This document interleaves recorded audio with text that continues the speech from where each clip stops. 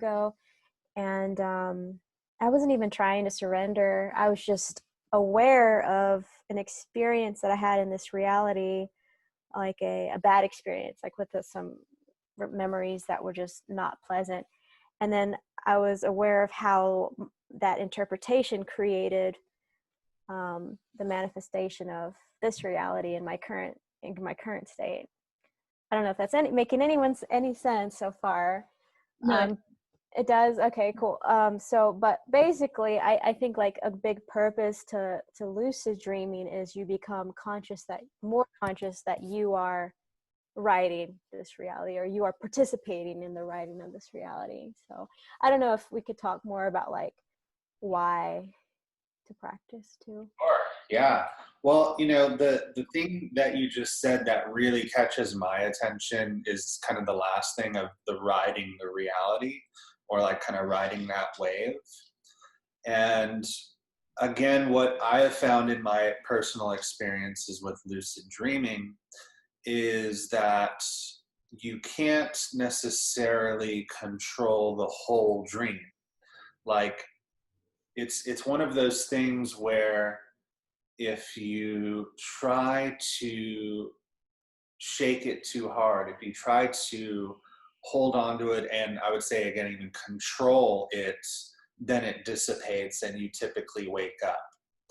It's one of those things where you almost have to awaken in the dream and then do your action over here, but act as if you're paying attention to over here.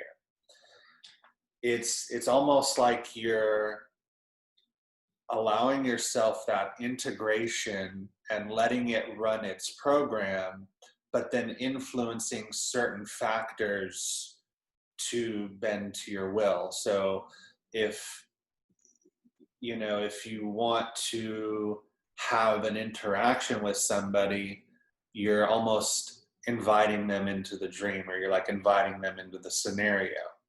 Or if you're wanting to test the limits of, I don't know, like a swing set or something like that, and you know that you can do more because you're on the swing. You know that you could go higher potentially. Or you know that you can take extra risks, or not to be afraid, or whatever it is that you are doing is for an intention with your lucid dreaming, is best done with a light touch. If you're walking through a mall and you want the mall to change to an amusement park, that's going to be a very heavy shift on that fabric of reality, and you're going to again dissipate the experience. And I think that has a lot to do with your own consciousness and what wave you're trying to ride. So what I mean by that is that if right now you sit and try to have a daydream, that daydream is only going to be so real and let you go so far with it until you're distracted by something else. And then you're distracted, and then you're kind of losing it. It's very hard to keep a full-on picture for an extended period that is a full integration of your consciousness in a waking experience, or in like a meditation. And the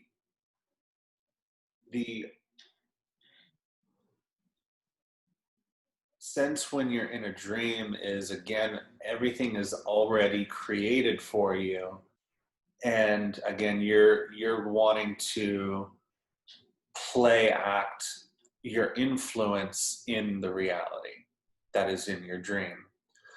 So what does it do for you as a being? In my opinion, it is training your consciousness to be able to have better integration into other realms, such as like astral projection, or other things that you're even looking to influence in your life. To me, it has the same feeling in it when you're manifesting something in a dream to when you're wanting to manifest something on this particular reality. It doesn't act the same way. In other words, it's even more difficult to manifest right away something, whereas in a dream, when you're culling it towards you, it can appear right away. Or you are again culling too hard and it's like, or you're willing too strongly and you get nothing, or again you completely dissipate the experience. I think it has again a parallel to this reality and how consciousness, how your energy works, how your influence or your manifestations, how you integrate into this world and even experience greater depths of this reality. And I it seems to me like dreams are almost like a training ground for your energy consciousness's full integration into this reality. And I think we've been talking a lot about, feels like the last couple weeks, and becoming like the trees or becoming your environment. And it feels like that again has that same theme running through it. The more that you can become your dream, or that you can integrate and walk through your dream with an awakened consciousness, I think the better that you can then walk through this life in an awakened state versus in a dream state. And I think that kind of goes back to even looking at the hands for the awakening, and that if you are consistently looking at your hands in your daily life and saying, am I awake or am I asleep?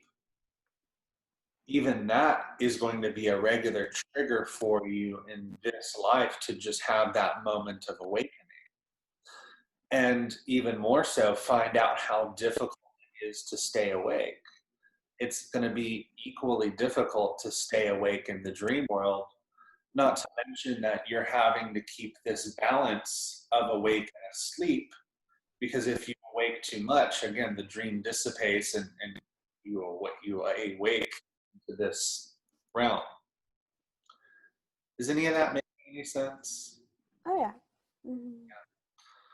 Um, so again, I kind of think like lucid dreaming is training your consciousness to go to these other places and know how to act or react or allow the experience to unfurl. It's kind of like if you're trying to gain knowledge from like Akashic records, or you're trying to uh, empath information from somebody, or you're wanting to try astral projection, or even just have again this greater integration into your immediate environment. All of those things require a balanced mind that is neither demanding information nor not requesting information. It's almost like this intention for it to be drawn to you without the demand or the nothingness. And that has a very particular frame of mind that is just pure intention. And so, again, to me, that is how lucid dreaming operates, is through intention. It's not super, you have a desire, you want to affect the dream, you want to manipulate it in a sense, but again, if you pull too hard, you mess it up. If you don't will anything, you fall completely back asleep into the dream. Like you let yourself get sucked back into that dream machine. And again, it just seems to parallel this kind of reality, how things seem to operate here, or how these otherworldly things seem to operate here. These paranormal or psychic, or again, even just, doesn't have to be the paranormal, even just being awake for a period of time takes a discipline. If you're, and I wouldn't say there's necessarily too awake, but there is a point of almost too awake and heated position that, can you get up and off? Can you still integrate while being an awakened state? And again, it seems to both have those feelings of a balance or an intention, um, that you're kind of walking that line. And I really like the feeling of like you're looking over here, but really you're focused over here. Yeah. Cool. I don't know. Any thoughts or feedback on that? Not so much feedback, but I'd like to be added to the dream interpretation group because I don't have my notifications turned on. So I just went to the group me and saw that you guys added a new group. And lately I've been having these like really wild dreams. But I've never been one to keep a dream journal. Hey, Claire. And so I don't know what to think about the dreams. I don't think much about them, honestly, but I think that it's crazy that you guys brought that up. So why not start, and why not dive deeper? And just some things on that page. I mean, there really hasn't been much input on it, which is fine right now. I haven't really been dreaming. It's funny because I was dreaming like every night for like 3 weeks of like these just otherworldly kind of dreams. And then I was like, oh, I'm going to start this page. And it's just been kind of like blank. The reason I wanted to start that for all of us to kind of a dual purpose of being a dream journal that you can just wake up and do it real quick on there or on your notepad, and then to share it and, maybe get feedback or insight. It's like I said, my dreams are certainly odd, and I kept sending them to Chris, and I was like, I bet he's kind of getting, bored or like, what are you sending me these for every day?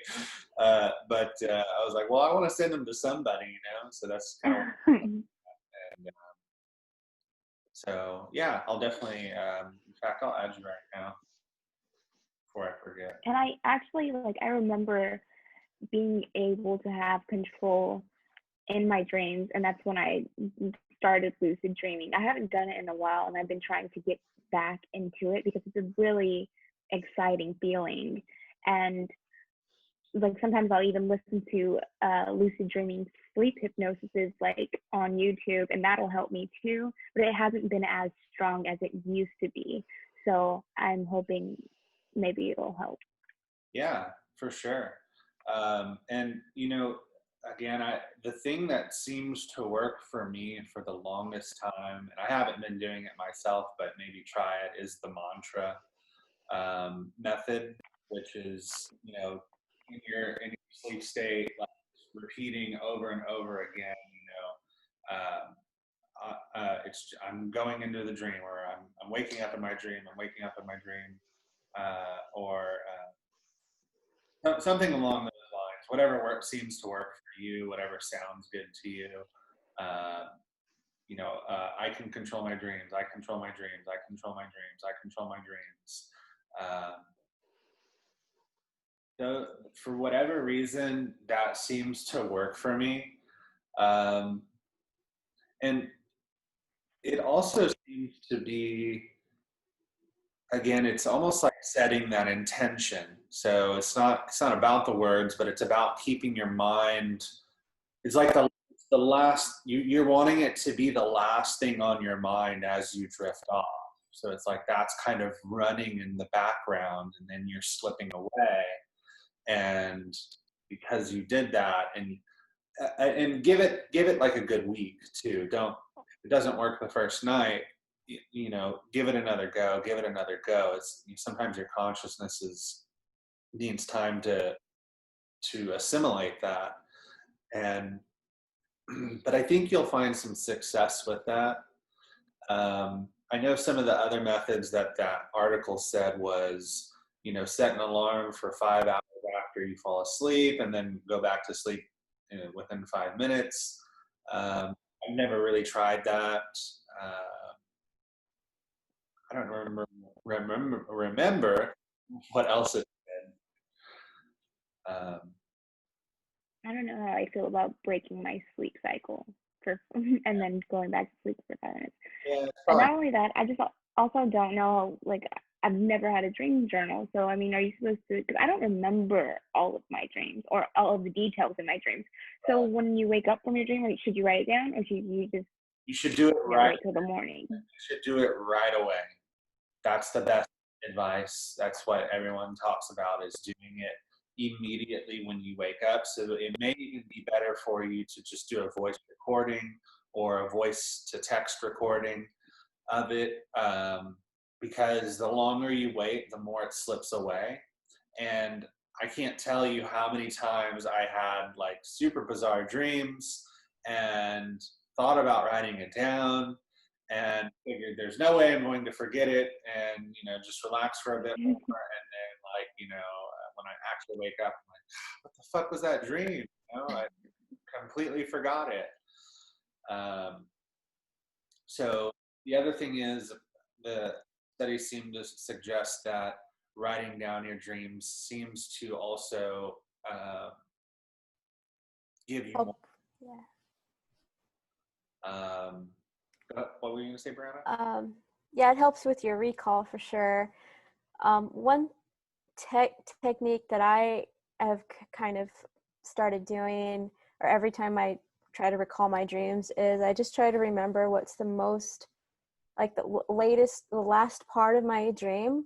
And then I ask myself, okay, what was before that? And then it just comes up, and then I'm like, okay, what was before that? And then it comes up. And so that's helps my memory. It's just kind of not going from like start to finish, but from backwards or from end to the beginning. That usually, or as far as I can recall, that usually, yeah.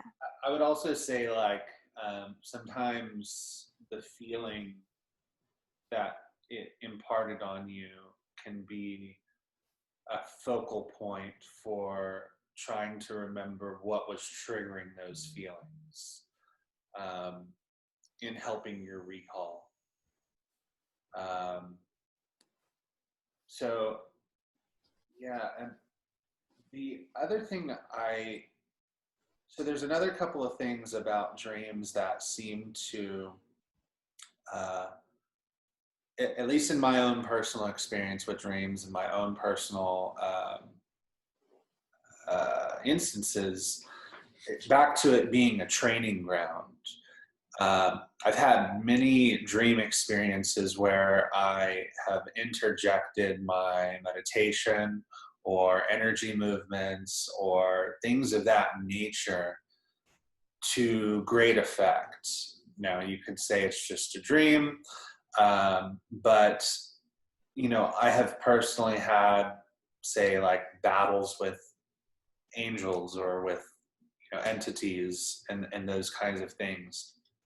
And it sincerely feels like a training of your consciousness and how to deal with those, especially ones where, like, for me, I've had a lot of dreams of battling entities where I'm not sure what's going on, but then I recognize where I'm at and I draw into my consciousness and I just, you know, invoke just golden light emanating outwards from me, just completely enveloping me and moving outward and just blasting everything away.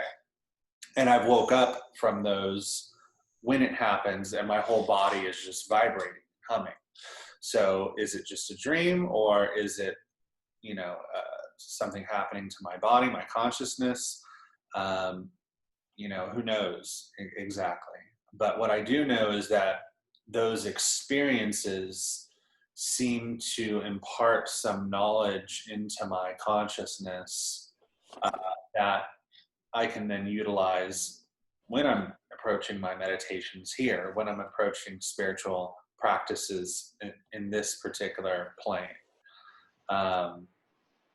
So that's one. The other thing that, if again, and this is just some stuff, as you progress and get better at awakening in your dreams, are things to maybe try out, which is asking your dream people, why are they there? What message do you have for me? What is it that you're wanting to tell me? Ask, and again, it's if you can remember, start with just awakening in your dream and integrating somehow and seeing what things you can play with, and then hopefully you can progress to something like that where you're kind of consciously talking with your dream selves and asking them what message they have for you. And you'll probably get a good insight into your psyche and into what is, begging for your attention in a certain regard. I have a question. Yeah. So, so if you're like dreaming and you're like lucid dreaming and stuff, are you able to, like, let's say you want, like, I'm nervous for an interaction or something with someone or like whatever, like an interview or something, like, would it be possible to like kind of like dream about that and like act out that situation in your dream and like conquer like the fear so that when you come back into reality, it's like you've already done it? So I would recommend that you do that in a meditation. I think you'll get very good results from doing that in, like, say, a week leading up to the meditation, hopefully, like a week leading up to the interview, or maybe it's a few days, but whatever the case is, I would recommend that you, at least if you know the place, if you know how the place looks, maybe if you know how the place looks on the inside, even better if you know who you're interviewing with, is to really run that scenario, like run the scenario of what you would wear, how you would walk in, what does the place feel like, what does that person feel like, feel them liking you, feel them, wanting you to get, or being reciprocating, your energy and your vibe, and them liking you, feel you getting that, being confident in the interview, feel you, all the things that you're kind of worried about. See if you can build a mental map, mental dream, and it's kind of a way of manifestation as well. I really think you'll have better results approaching it that way, because it is kind of utilizing the same idea, the same philosophy, that this imagery that you're creating can help you prepare for the real world, or what you're attempting to cope with or manage in the real world, versus trying to navigate and create a whole dream. It's going to be, again, very difficult. We have to go step by step, and in lucid dreaming, it's again that same with meditation, that you kind of have to build on it. You're more than likely not going to be able to build a whole interview scenario. I don't know, that's my take on it. Oh yeah, no, that makes sense now that I like think about it. And yeah, it is, I guess it's a form of manifestation, but I didn't think about it that way. So then I was like, oh, I can dream about it. But you're right, it's manifestation in a way. Yeah, I really think that's going to be your best bet. And there's a lot of There's also, just thinking about this a little bit more, there's a technique that I've used, and it's not necessarily for dreaming, but it kind of is. And I've talked about it here and there. I think I've talked about it with you, Chevy, before, or I tried to guide you through it one time, I believe. But I like to sometimes sit laying down, feel as if I'm making movement in my mind. So I'm kind of looking out into the blackness, and I feel my consciousness moving forward. I either like to use like fog, like I'm moving through fog on a street, or that I'm moving late at night on a street and I'm seeing trees go by me. And even even though it's black, you're just looking in like behind your closed eyes, you're visualizing and feeling that there's actually distance, that you're actually looking forward, and that there is things moving past you. And as you go deeper and deeper and let yourself kind of immerse in that program, you can allow yourself to let go and start to really feel like you're in it. And it can start to build a scenario that you're visualizing. And again, as long as you let yourself go into it. And back to the control, if you try to control it too much, you're not going to get anywhere. But if you start to let this, the way that I see it, and I don't know that anybody's necessarily talked about this thing, that it's something that I experience, and I would say it usually happens for me when I'm awake late at night and I can't fall asleep, or it's like the middle of the day and I have that, I know some of y'all have seen that bed of nails thing I have, and I'll like lay on it and I'll get into this stasis of I'm not asleep but I'm not awake, and it's like I'm not entering REM state, but I'm entering into this kind of half awake, half asleep state. And the way that the imagery looks to me is it's as if it's almost built out of little blue or gray dots. And it can create this whole environment that I'm been immersed into. The one that always comes to my mind as a really strong one was I started seeing a carnival, and I started integrating into this carnival that was made out of like these blue dots, and it had like almost like a gray scale. Like if you know what I mean, like if you see like people, but they're just like there's no color, it's just all gray scale and then like fuzzy. It kind of looks like that, and yeah, it's weird. That's the only way I know how to describe how to get into that. But I don't know. I don't know if y'all have had any other kind of experiences like that, or any weird shit. I've definitely like I haven't seen the blue and gray dots, but I've definitely been in where like everything's coming forward and I'm just like kind of like going through it almost, and I'm like, whoa.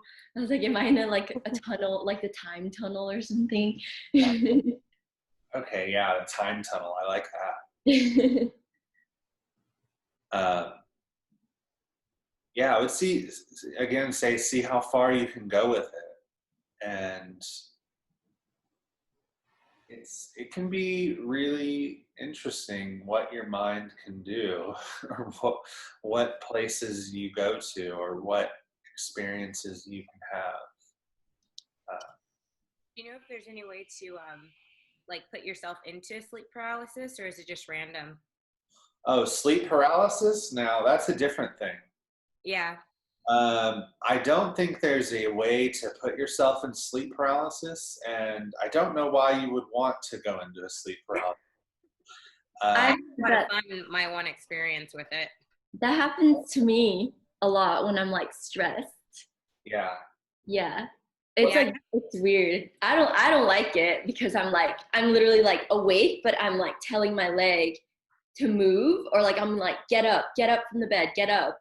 But then I can't get up. So then I think I'm in a dream.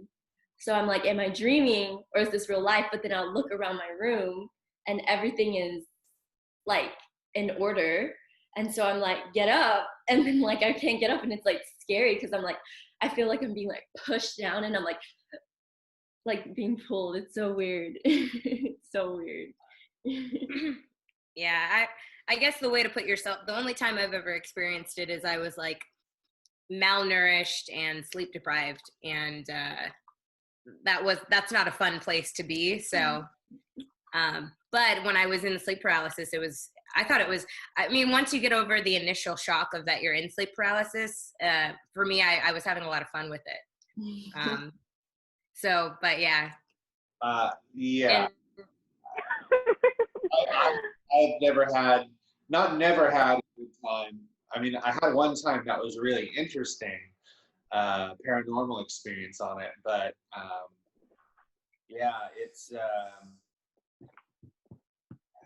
like it usually happens to me when I guess my mouth is open and my throat and mouth and everything get really dry.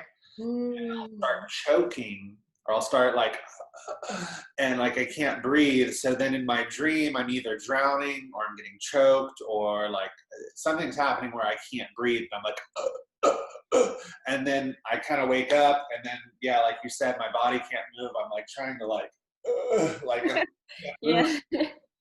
and then yeah, I finally just like snap out of it. And I'm like, oh God, yeah.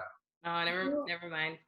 I So know. Yeah, I've Like, never met somebody who's like interested in wanting to get into sleep paralysis. That is scary. Chevy, are you kind Yeah, of are you what? kind of wanting to go to like is it more like a self-hypnotic state, like to knock yourself out but still be active here? Is that kind of what you're going for, or actual like Yeah, it's more of like, same I thing? guess I still, even though I've like had a slight experience with astral projection, I feel like when I was in sleep paralysis, if I could have stayed there longer, I could have like astral projected in the way that my mind wants to astral project, versus like getting into a deep meditative state and like imagining, letting your brain go further with it. I feel like with sleep paralysis, because you're so aware of how your physical body feels and you're really seeing what's there, I feel like it's more intense, and I like the intensity of it. If I would have just like when I was in sleep paralysis, once I got over the initial shock, I was like, what's happening? Oh my God, what's happening? And I was like, oh, this is sleep paralysis. Oh my God, I'm experiencing this for the first time. Oh, this is great. Like, and then I like could see everything, and I know my eyes were closed, but like, everything was so, it was so much more real than I've experienced for like astral projection. And then, I was accepting it and I was having fun with it. And then the next thing I know, I take a deep breath and then I'm back alive. And, yeah, I feel like the initial shock is almost like it happens no matter what with sleep paralysis. And if that initial shock could like be cut short to like just a split second, then I feel like, could take it to a different place. how would you compare like well, I mean, you kind of already said it, but like your like astral projection, like the mindset that you had for astral projection versus sleep paralysis. Yes. What? Sorry. I'm here, guys. I'm just rummaging around. But what is astral projection exactly? Because somebody asked me recently if I've ever had that experience, and I said, I don't know. So what is sleep astral projection? So astral projection is the concept idea that you can send your energy out into another place and receive information. I would say it's probably more when people think about astral projection, they're probably more thinking about it being their soul leaving their body and going to like their friend's house, or going to like another planet, or going to another space and being there, seeing it, or having some sort of an experience with another place. I would say real astral projection is probably closer to sending a piece of your energy out and programming it with the intention to get new information, or even becoming that energy and having a desire for information from that other place. I think that there's probably a lot of, again, a gradient of what an astral projection experience could potentially be. And there comes in line a certain term being said, and it having some specific idea in every single person's mind as to what that term really means. So that, I think, probably has a variance in how different people believe they have experienced it, or what they believe it should be or shouldn't be, or whatever. So I tend to think of it like there's a number of levels of experience where it could be, where you have the feeling of actually exiting your body, say above your body, and there's experiences of people, just being right over themselves and even looking down on their body. That could be an astral projection, and how far that individual is able to go, I would say, probably depends on their capabilities to allow themselves to flow with that experience.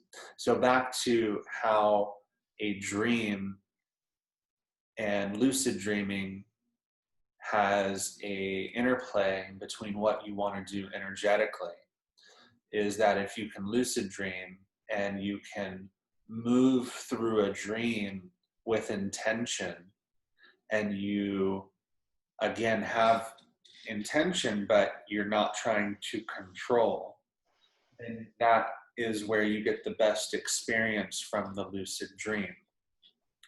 And I think it works the same way with an astral projection, that if you are able to exit your body, so to speak, or create a part of you that is programmed with an intention to receive information from another place, that is an astral projection, and that is again a dream integrated, to bring it back to the beginning of the conversation, that it's a way to integrate that training into this here and now, that you're sitting in a meditation, or probably most likely if it's an astral projection, you might be laying down.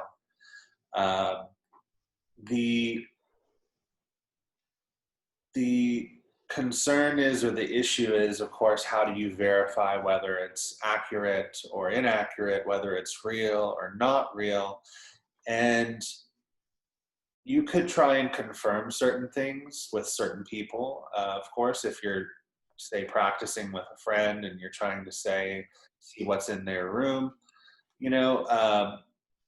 the thing that I think is a problem with that is that energy is not defined by time, and we have an assumption that we would be good at this right off of the bat.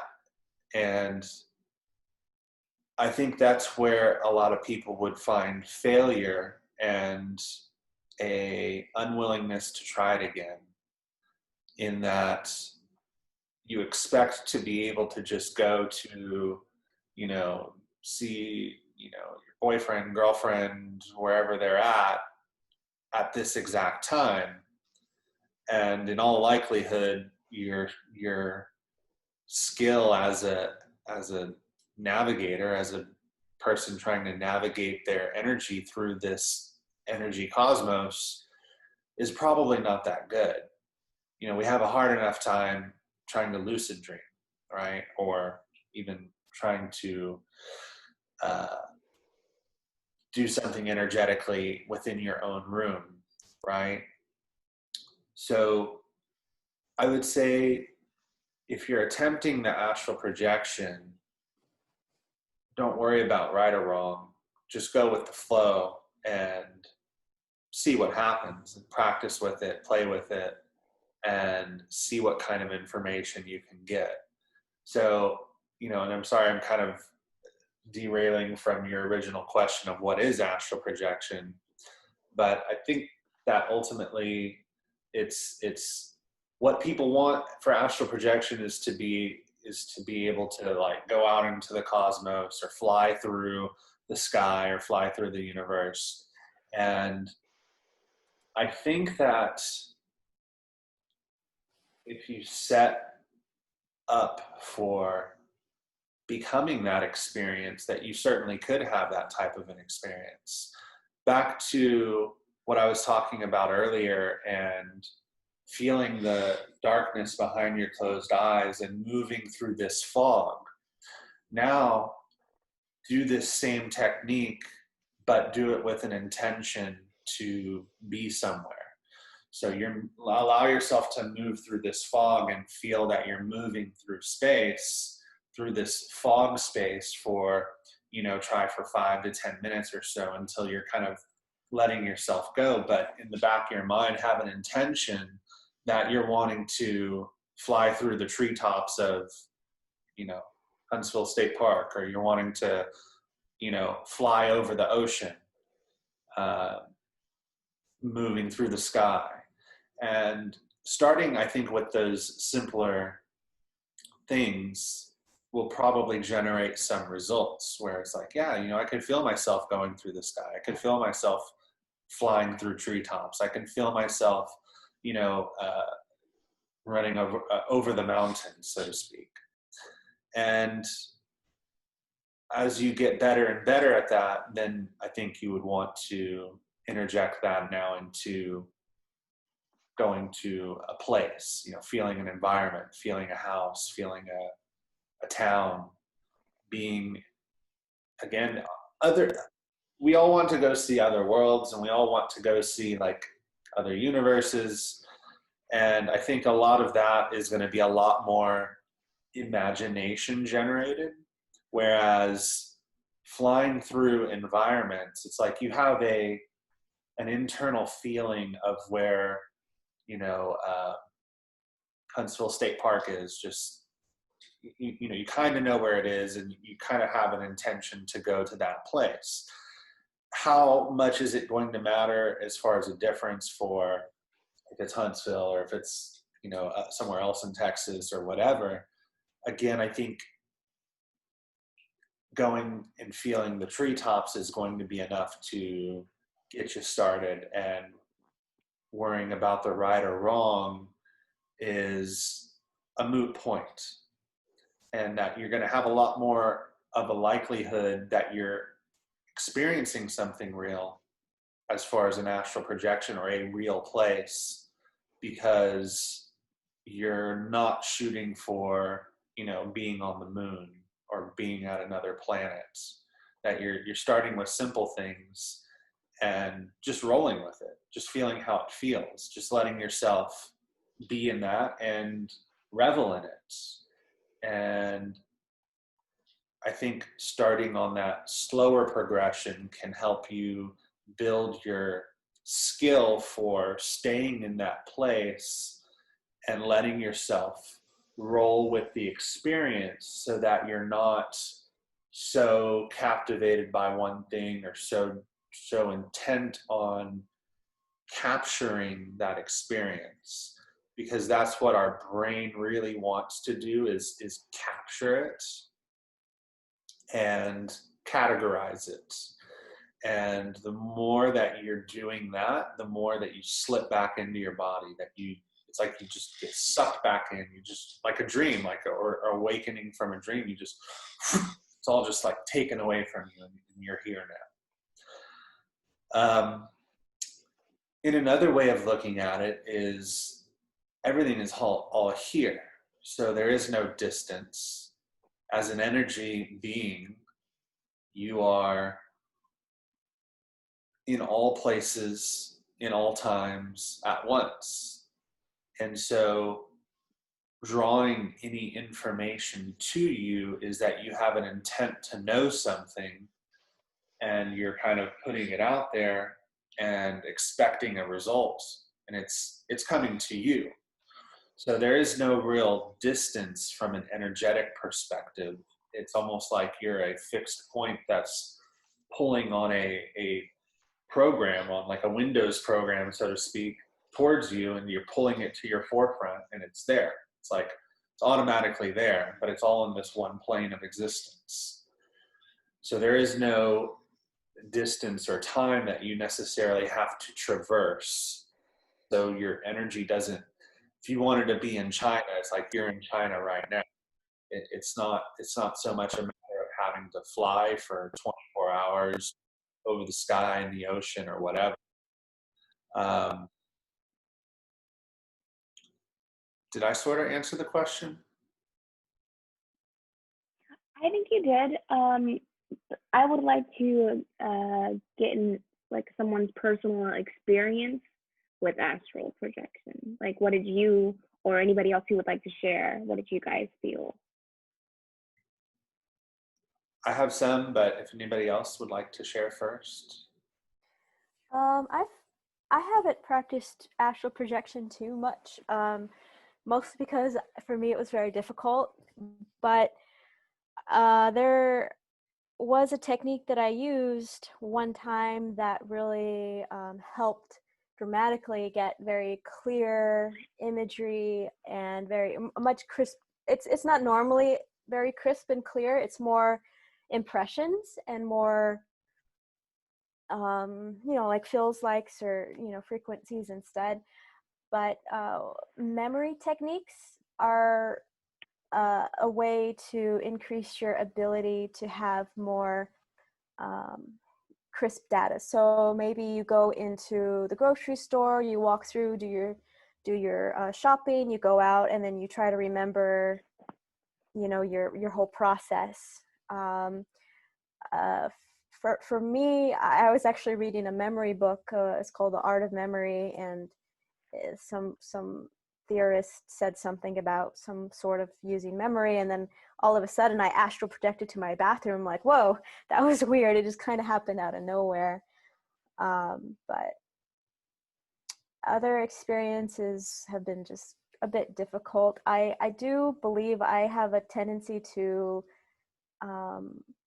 astral project smell a little better than was it smell and sound a little easier, like conversations and rather than visual things, because my visual abilities isn't as good as my hearing or my sense of the smell. So That's cool that you say that, because I didn't even consider smell as something that you could do. I just like automatically assumed, oh, just visualizing things. I didn't take in, smell at all, sense of smell.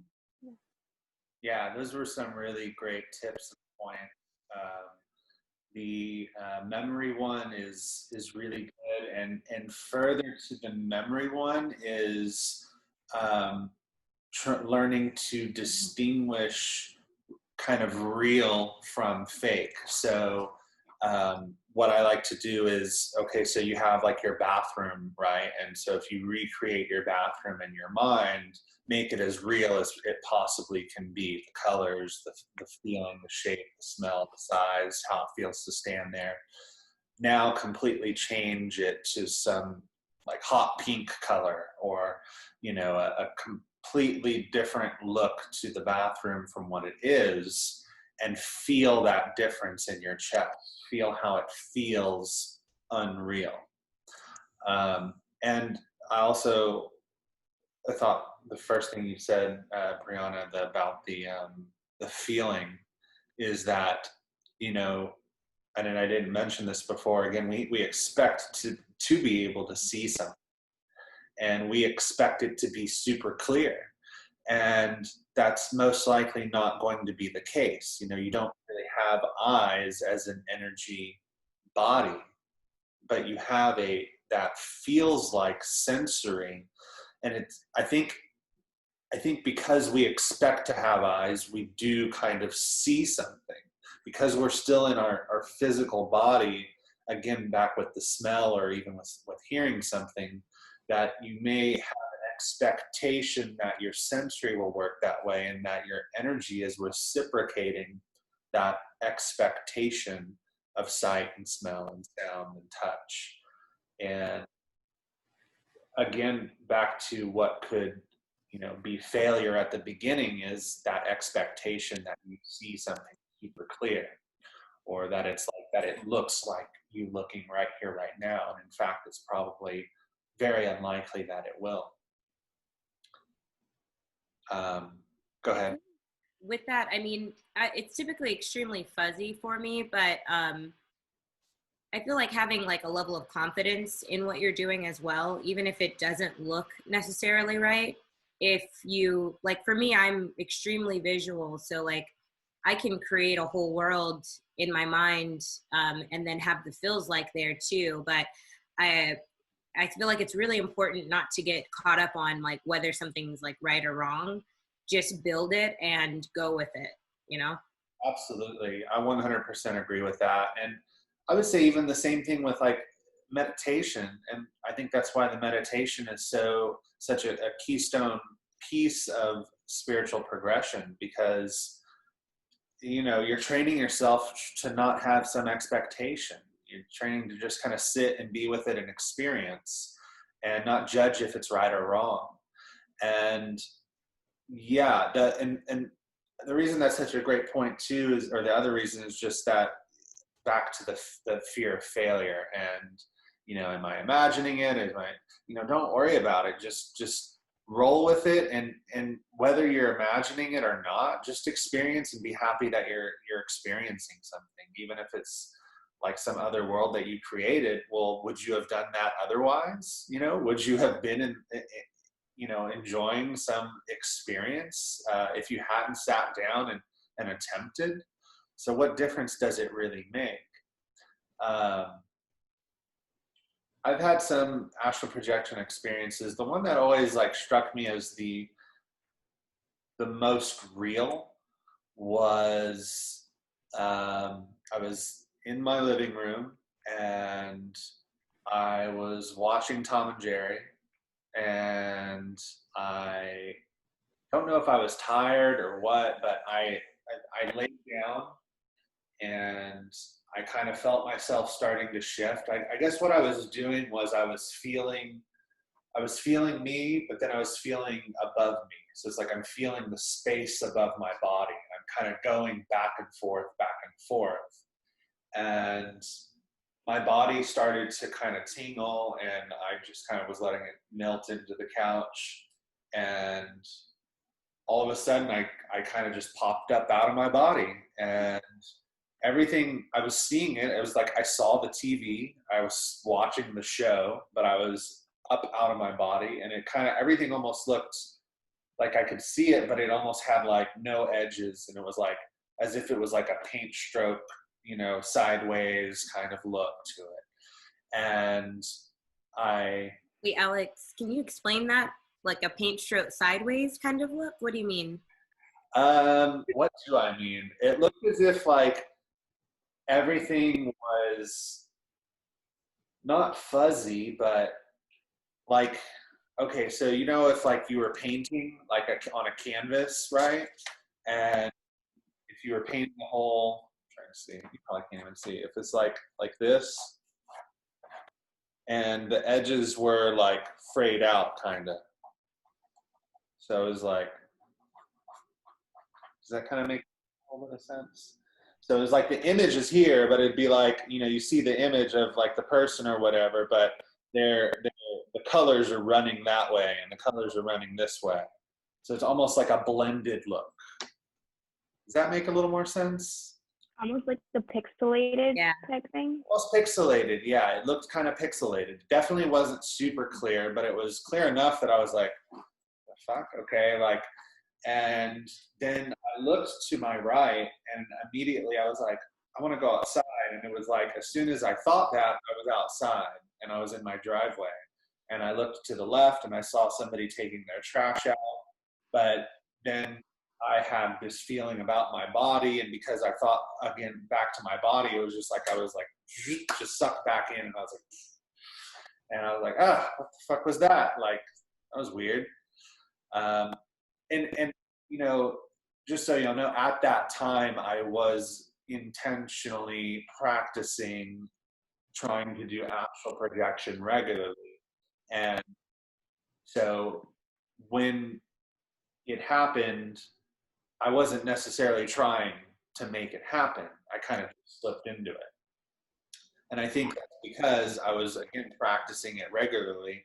And then I just kind of was willy-nilly like, oh, I'm going to just do the steps and, you know, just or go through my steps or whatever and see what happens. And, you know, I kind of, it was almost like within the matter of like 5 or 10 minutes. And you know, those steps, to me, it's like, again, it's almost like the meditation. It's like, for me, I would feel my body. I would let myself sink into it. I would kind of go through and intentionally release every single part of my body. And then I start to feel me versus my environment versus the ceiling versus the room. And I'm kind of going back and forth. It feels like I'm traversing back and forth, back and forth, back and forth. And even traversing my body back to my feet, to my chest, to my feet, to my chest, to my feet, to my chest.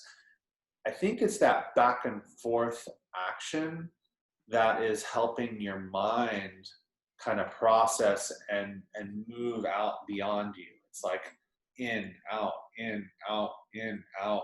And you start to lose sense of what is in and what is out. Yeah. That one was the most like vivid. Other ones I've had, you know, I did have the one in sleep paralysis that I've mentioned about before, where, again, who knows if it was real or not. It certainly felt real, where I was in my room, asleep, of course, and I kind of came to. There was an energy over my bed. I remember it being like a bluish or something, I don't know. But it was real fuzzy. Felt like me, though, but I don't know. It freaked me out. But then I felt it or me go to the back door, and I felt like there was a loud noise over there. There was some noise or interaction, and then Chi-Chi started barking. And then when she was barking, I woke up, and she was still kind of barking, and she stopped, and I was just like, what the fuck was that? Like, so again, I don't know if that's astral projection or something visiting me or what, or maybe I even dreamed her barking. I know I woke up, but you know, it was an odd one. So it's hard to say. That was a little bit spooky. Yeah, I'm really glad you brought that memory thing up, though, because that's I would say that's probably one of the other like parts of it that is really key to practicing and you know, learning how to get information or learning how to be in that information, like practicing with your bathroom or like, you know, feeling like a house or an apartment that you used to live at, trying to feel how it feels now. How does it look now versus how it felt and looked when you were living in it? You know, There's another a game that I've heard of people do. Like they go, say you've got a friend or there's two, maybe a group of people that go like driving somewhere, and then they call you or you call them, and they're like, hey, can you guess where I'm at? I'm, see, just look around, and you, that person, take in the environment. And I don't know, it's part of kind of a psychic game too. It might not be purely astral projection, but then you can kind of guess where they're at but based on your all's connection. Yeah. Yeah. That one's, yeah. I was gonna say it's remote viewing, but what's the difference, right? The grocery thing too, I'm like, with what you're saying, I'm realizing like typically when I go to the grocery store, I just automate because I'm thinking about what I'm getting and where it's at in the store. And yeah, next time I go, I'm gonna like really feel how I feel being there so that I can work on that. Cause yeah, I think I automate every time I go to the grocery store. The grocery store one is interesting too because it has so many details that it's like, it gives you cause for pause because it's like, okay, like I know the grocery store. As we're talking, I'm thinking about it. I'm like, okay, I'm going through the file, but am I remembering it in the right order? Am I, remembering the people? right? Am I seeing in the middle aisle or the people? What were the people wearing? It's like the people might as well be fucking gone for all. Yeah, there's no people when I think of like when I'm thinking of it now and going through it. There's no one. It's just an empty grocery store. So to add people into it, yeah, that's fun. I like that, Brianna. Thanks. Yeah, the people one is weird because it's like, yeah, like you said, the first thing that comes to my mind is just trying to mentally map the grocery store. Mm-hmm. I have no desire to engage with humans in the grocery store. Yeah. I'm like set on getting the food that I want. So it's like, why would I remember the people? But it's like, I can see, you can totally see, like I'm going in the produce first. And so I can see people picking their produce. I can see people looking at their stuff and like, yeah, that's fun. And I think doing that as another practice for back to lucid dreaming, I think that you could utilize that same technique for playing before you fall asleep. So as you're falling asleep in bed, create this environment, recreate some memory, some like a grocery store memory would be perfect because it's lengthy enough that you can do that for the whole time that you're trying to fall asleep. And I think you'll have, again, maybe more success in waking up in your dream because you're creating a dream before you dream.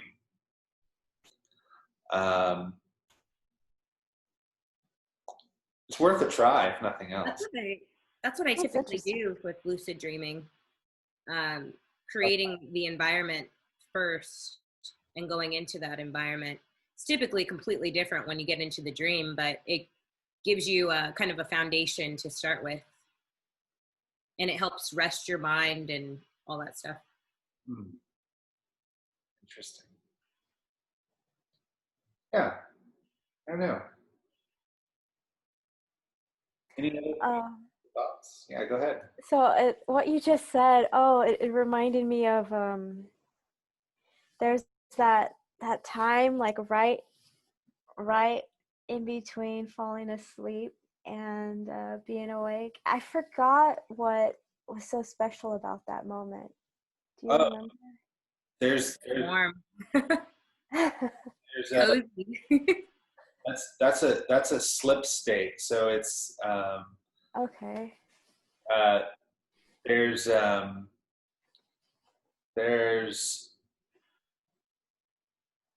I don't know specifically what you're referring to.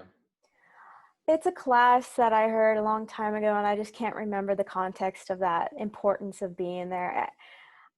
I think it was your purest consciousness observing in between. There you go. In between the creation of reality. Yeah. I think it's a parallel between the moment in between the in-breath and the out-breath, the moment in between day and night. also the type of consciousness that you're almost looking for in a meditation or in your, it's like that's like a place that you're like residing in, even going in like in between type of state.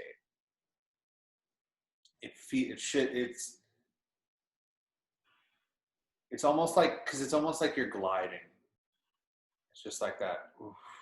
Mm-hmm.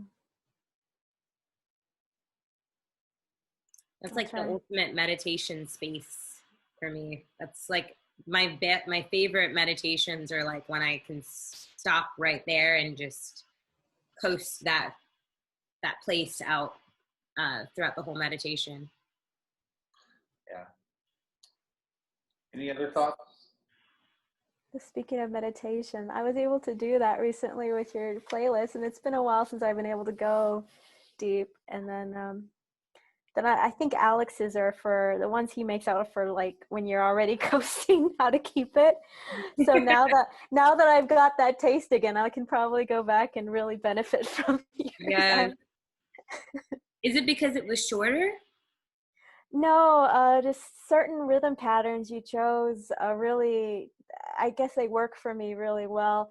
If it's more airy, it's harder for me to, it really depends on where I'm at in my spiritual journey with like what music works and what doesn't. Like today, Alex's style worked amazing. Yesterday, yours worked great. And so it's like, I guess I'm getting lucky the last couple of days, but you know, it varies. Yeah. Yeah. I think yeah, like you say, it varies on like how you're feeling in the day too. Mm-hmm. Like sometimes I like gravitate towards like almost like nothing music, just like sounds. And then some days that just is boring for me and I need something more upbeat, you know? So, so I did want to say too, since we ended up on this topic, that, Higher Balance is going to be doing an astral projection class on Thursday. So you can listen to their take on it. Sweet. Like a live class? Yeah. Like just on YouTube? Yeah. At 5. On Thursday at 5. Yeah. I'll send you the link. Okay. I'll probably listen in on it. Sweet. So. That's funny. What are the odds of that? That's weird. So, it would be even crazier if he was doing a lucid dreaming one. We'll see what he talks about. I know, right? That would be cool. Yeah, that would be great. Yeah. And curious, before we go, have you guys been having like really like vivid dreams the last week? I've been every single night, every nap. Like I took a nap today, had another really vivid dream, and they're not stopping. I don't want them to, but I haven't. But 2 weeks ago, I was. Did I tell you the one about the alien thing? I don't think so. The alien thing? So like I had this dream like last week where there was I was in my house and there was somebody I was with, but outside the house there was going on like these the guy Predator, like, or from the scary with the dreads and everything. Yeah. So it was a mixture of, we were being invaded by these creatures that were a mixture between predator and a praying mantis. Yeesh. And and one of them burst through the window and was attacking this guy. And I was trying to get supplies from the room, so I got my machete and I got like another knife. And then I was trying to find some clothing protection, so I was trying to put on some jeans, but I couldn't find a pair of jeans that fit me. That's so weird because you do not wear jeans. Like, why would you be wearing jeans in your dream? Jeans are good for, protection. If I'm in the woods or something, or if I'm like in a brawl, I need some jeans. I don't know, but I needed jeans, and so then I also was looking at my drug box and my safe, I guess, and I had a bunch of like weed, and I had these like tubes of cocaine, and I don't know. I went out the back door when it came in, and then I went around to the fence, And then one of them starts coming up to me. And so I turned around like I was going to surprise attack it with my machete. And then I like turned around at the last second. And then it was like one that I had befriended. And I was like, oh, like, hey, what's up, man? And he was like, hey. And he had the feels like of Danny. And, How funny. and so he had like this cool jacket on. And I was like, that's a cool jacket, man. And like, and then like he was like, yeah, I don't know. I was like talking with him. I was like, well, hey, you want to go do some blow? Like, you know. What a turn of a dream! Like, Like, okay, man. This is weird. and you were doing blow with the predator guy. Yeah. Better than fighting, you know. Better than fighting for your life. Shit. Oh, way better. Uh, That's crazy. so I told that to Chris. He was just like, I don't know what the fuck your dreams mean, man. Like, it's like, dude, I know. I'm laughing at Claire. She said Alex is wildin' in his dreams. Jeans. I mean jeans. Did I say dreams? You did, but Jeans, yeah. Yeah, that's very interesting. yeah. And then so once I started that dream group, like I said at the beginning, it was like as soon as I started that, my dreams just like shut off. Aw. So, Yeah, I'm definitely not joining the dream group now. yeah. I want this to keep going. I feel like it's a wave. There's some wave going on for dreams. I don't know. Brianna, you're not having any vivid dreams lately? I am, but I don't know. My dreams are kind of tricky. It's like sometimes I feel like they're just like psychic impressions, and I kind of don't want to stop them. So I'm like, I don't know if I want to practice lucid dreaming because I don't want to stop that flow of data. Yeah. But the other part of me is like, I need to be aware of stuff anyway. So, Mhm. so good to practice recall at least. Yeah. Yeah. And, you know, I think back to the lucid dreaming, like you may find benefit in being able to awake and just ask the question of whoever's in your dream, well, what message do you have for me? What do you need to show me? Yeah, for me that I like in my normal life, I always strive to be very like all my interests are nonfiction, all my readings nonfiction. My thought process, I try to train myself to be as non-fantastical as possible. So like the data in my dream, it's usually very clear. It's like very like boring and straightforward and easy to read. It's just the weird ones and I'm like, what's going on here? So I don't know. Well, yeah, I don't know. Whatever works. Whatever works for you. Yeah. I know some things that might be able to like enhance vivid dreaming. Yeah. Let's hear it. Lotus flower. Apple juice. Apple juice. Apple juice. Drink a glass of apple juice before you go to sleep. Or like if you can wake up and like mid-sleep and drink some, that's even better. And a valerian root extract. Valerian root. I've heard a lot about that. I've never tried it before though. I've been I always get it's been crazy working. dreams with that. What'd you think? I've been taking that like the last like maybe 3 times this last week, and I guess my dreams have been pretty like I've been able to remember most of them. Yeah, it works great. Yeah. I feel like you can like almost like remember more of it. It seems like you always have the dreams. It's almost like it helps you recall them better in a way, or or just they're more vivid, or Try that. I have some tea that has valerian root. I just remembered. I'm gonna drink that tonight. Get the valerian root extract. You can do the tea, yeah. I would recommend get like there's like pill extract forms. It's like it's what I take, but they sell it at grocery stores too. But sometimes you don't know how good the quality is. But I would recommend it.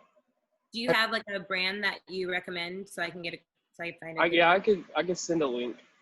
Okay. Have you specifically looked up apple juice? Yeah. Yeah. Okay. I was just curious if it had to do with, apple juice in particular, or if it just had to do with like your bladder being full. I think it actually had to do with something it being apple juice.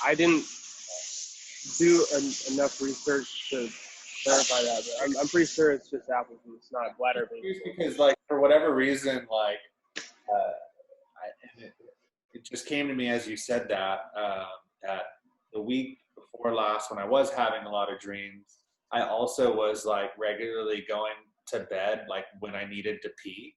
Like I would fall asleep on the couch and then I'd wake up and be like, man, I really gotta pee. And I'd be like, no, I'm just gonna go to bed. I'll just pee when I wake up. And I'm just like thinking, wondering if that has something to do with like my reaction and my mind like awakening to that feeling of needing to dream. So that,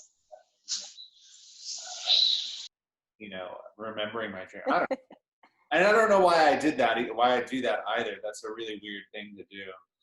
I was, when I first started, well, actually, lucid dreaming was the first spiritual endeavor I've ever tried. And there was this guy who I followed, Steve Pavlina. He was like a self-improvement guy. Anyway, he talked about polyphasic sleep. So you'd wake up after every cycle, try to record your dreams, and sleep like an hour at a time, carry on with your day for 4 hours, and then another hour carry.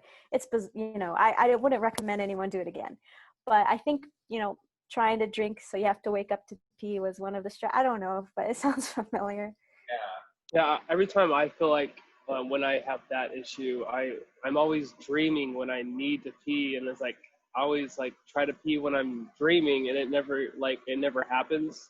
Like I'm like always looking for a bathroom for like hours and hours, like where's the bathroom? Where's the bathroom? It's like I really need to pee. Like I have a lot of those dreams where like I really need to pee, and I'm like searching for a bathroom, or like I can't pee where I'm at right now because like there's a bunch of people, or the situation's really weird, and I don't know. I've had a lot of those I need to pee dreams.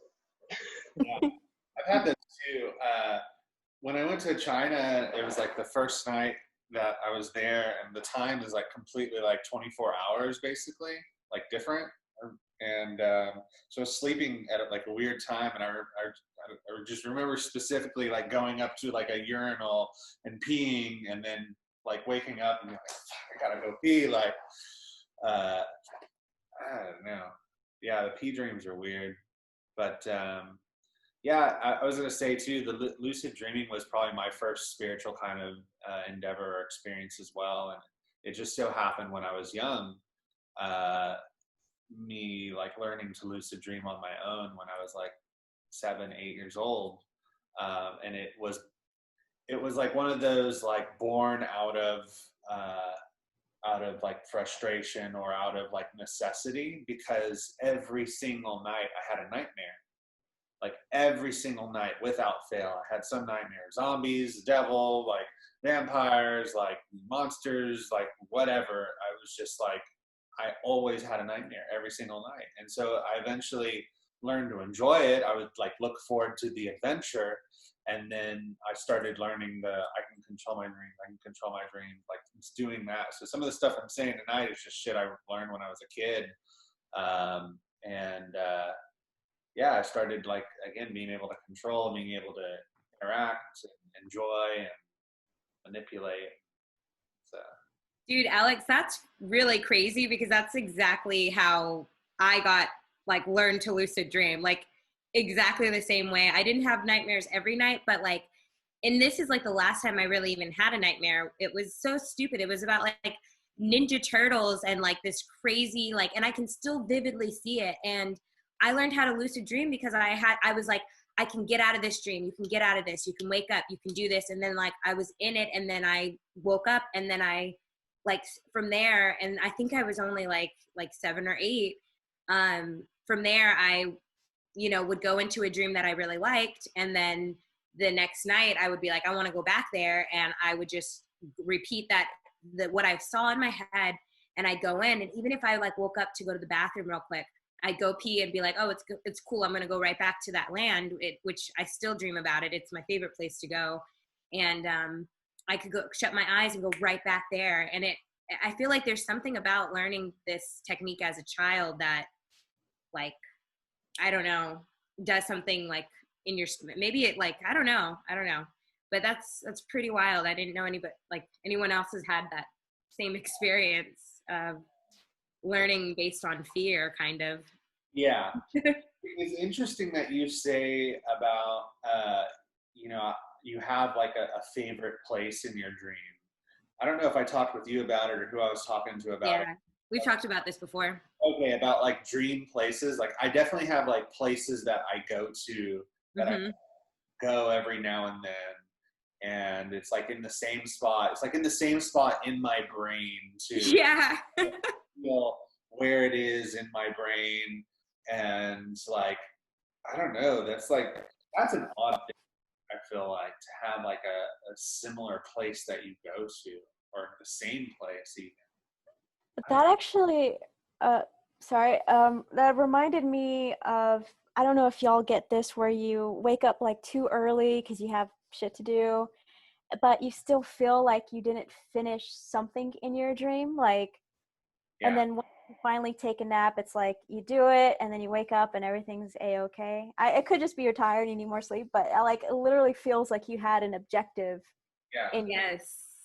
Yeah. Okay, cool. Absolutely. Yeah. And those are usually the days that I don't, now thinking on it, like, I don't know if it's like maybe a little bit more tired, but it's not often that I remember that I go back to that place in my dream. I don't know if I go back or not, but it's like things aren't settled until I go back in there and do whatever else needs to be done. Yeah, absolutely. Yeah. Dreams are odd, man.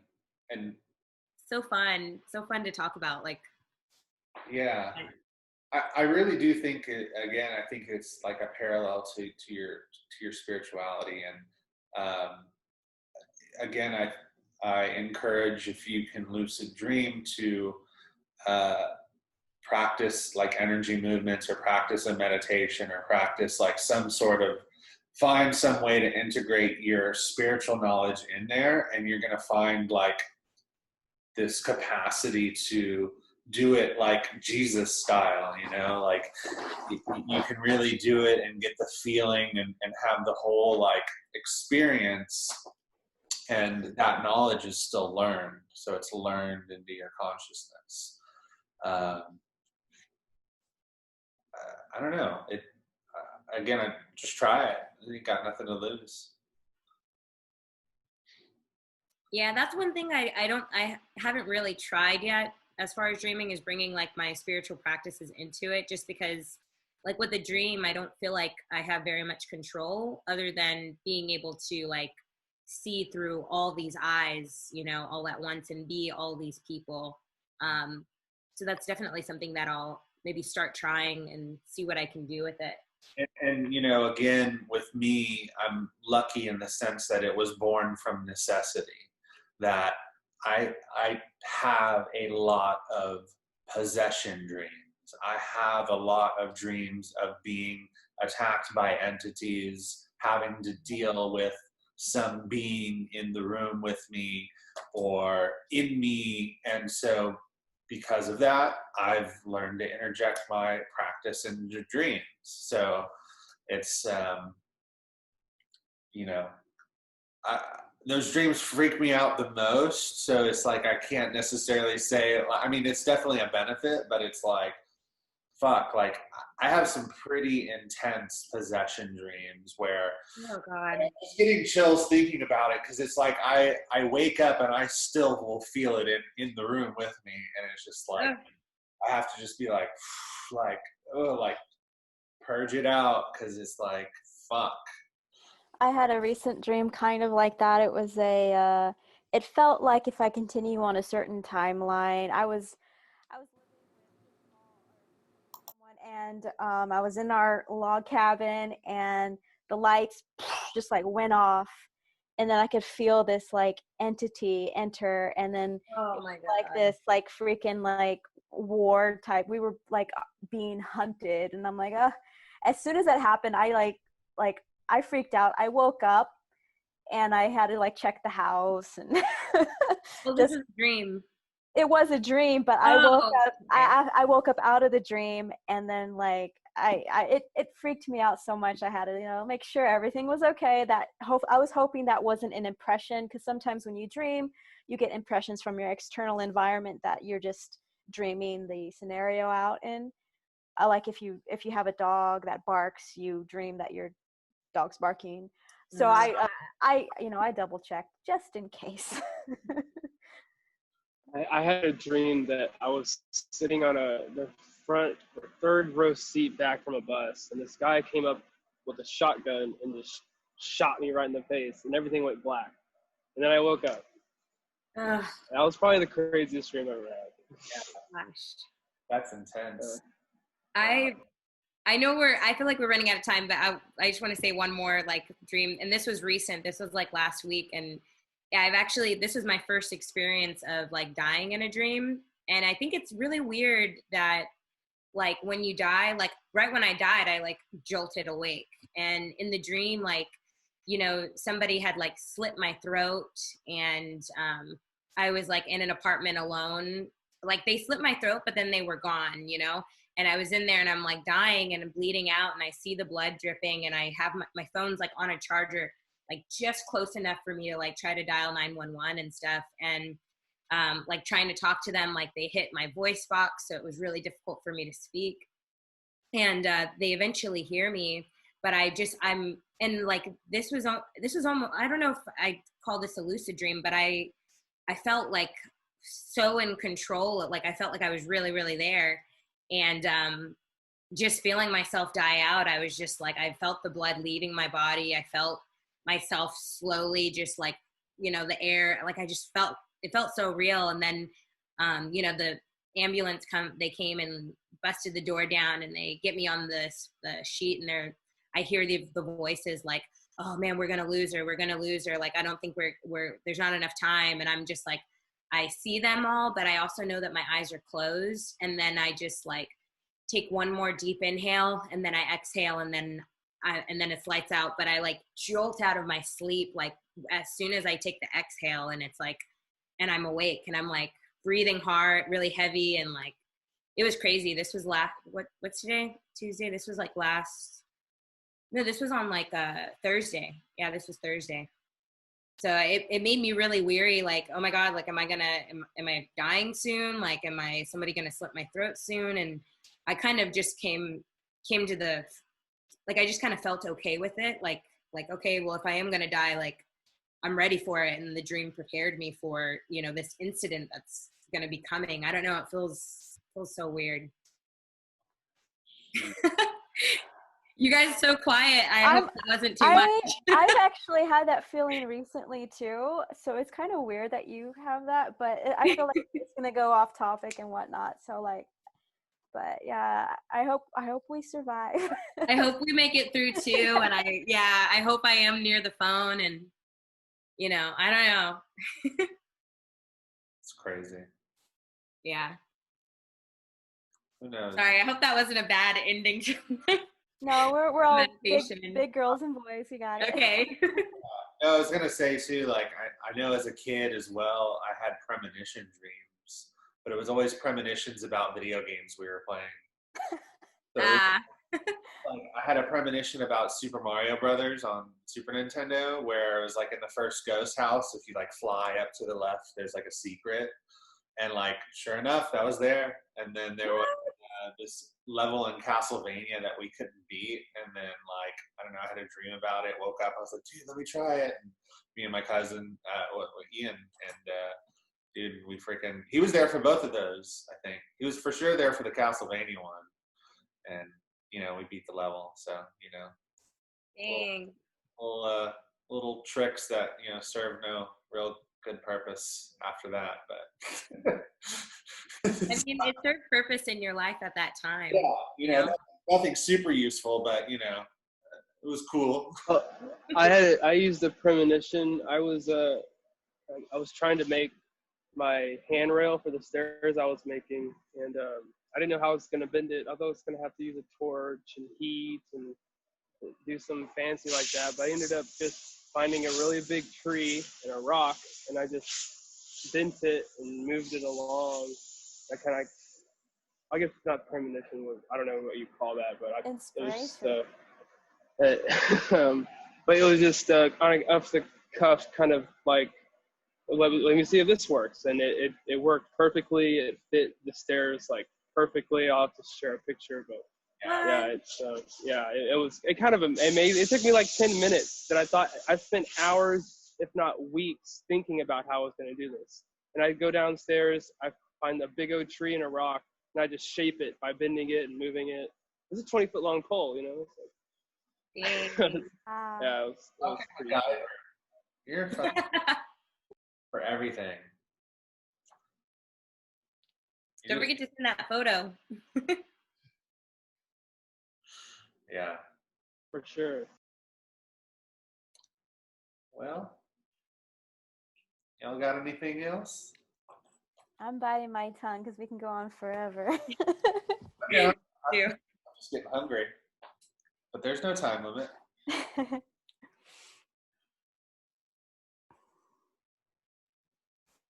Floor's open. We're all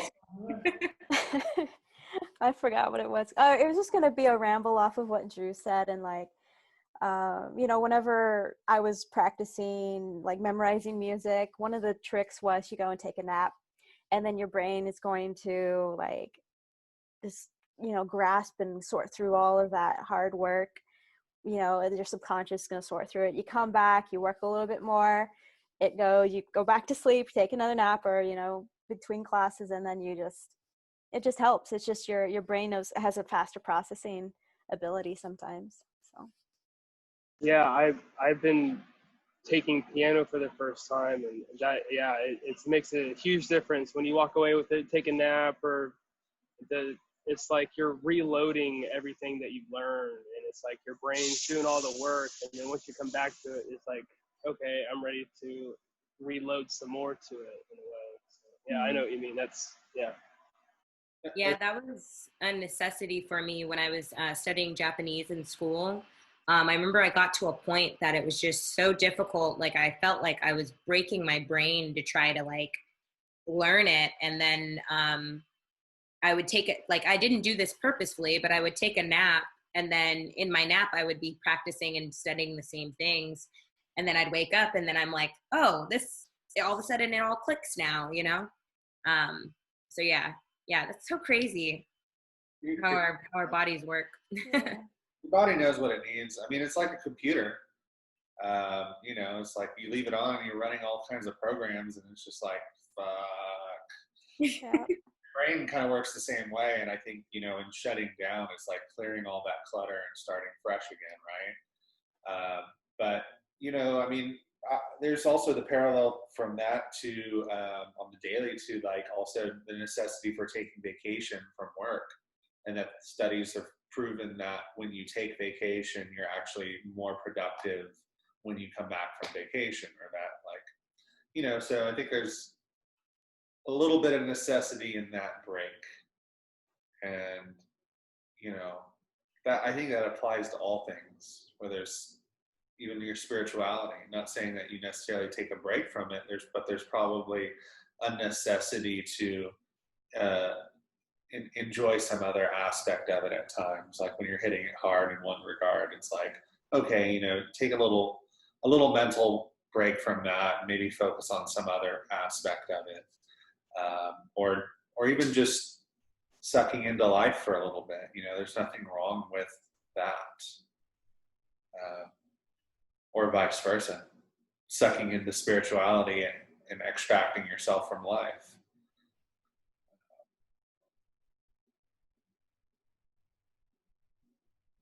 Yeah. Giddy up.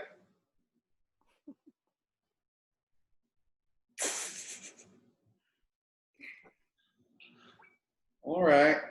Well, I guess we'll call it a night. I'll see y'all in the dream world. That's the next class. Maybe we'll see about connecting in our dreams. What about Inception? Oh, Inception, yes. Yeah, I've got a couple stories. Oh. Maybe not one story, and then maybe like some ideas, but Mm-hmm. Always something else. It's always good. We'll work on Inception. Maybe we'll Inception somebody. We're gonna Inception Andrew or something. Bring it Already did. on. I already did. All right. Yeah. Good night, y'all. Good night. Good night, guys.